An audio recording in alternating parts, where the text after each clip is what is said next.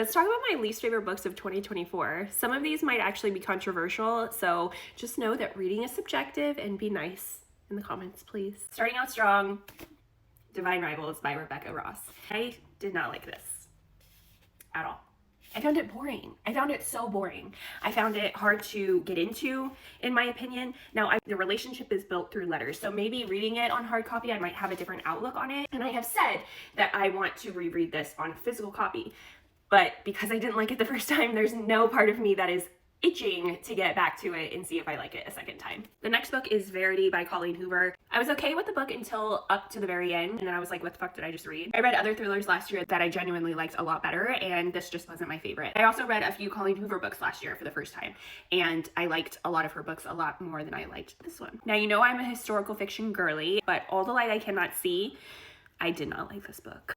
I found myself skimming this book, and I don't skim. This was just so hard to get into, so hard to follow. There were a lot of different points of view. There was literally only one storyline that I genuinely was like interested in, and if it was just that storyline, I probably would like it so much more, but I just could not get into this, and this is actually the first book that I have said that I should have DNF'd. In context, I've never DNF'd a book, except for one book last year, which was One Dark Window. Now, before anybody throws a hissy fit, I read One Dark Window right after I read Binding and Keeping 13, which is my new Roman Empire. So I was very much on a high. I was very much like the next book I read, it had to have been a book that I had already read, hence me going into rereading Fourth Wing and Iron Flame, because I know I like those books and I could get back into those stories.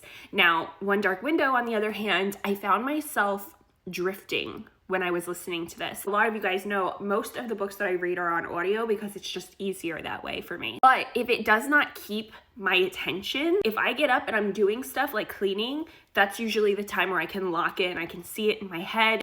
One Dark Window was not that girl for me. I could not get into this. There's so many people out there that say that it's a good story, and I am a fantasy girl, so there is a lot of me that really wants to like this book. So there is part of me that, because I've already bought it on Audible, I want to read it because I don't want it to go to waste, and I just put it to the side and we'll try it again some other time.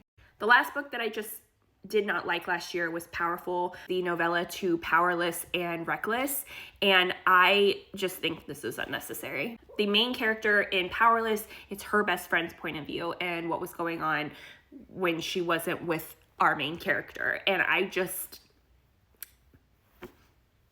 don't know.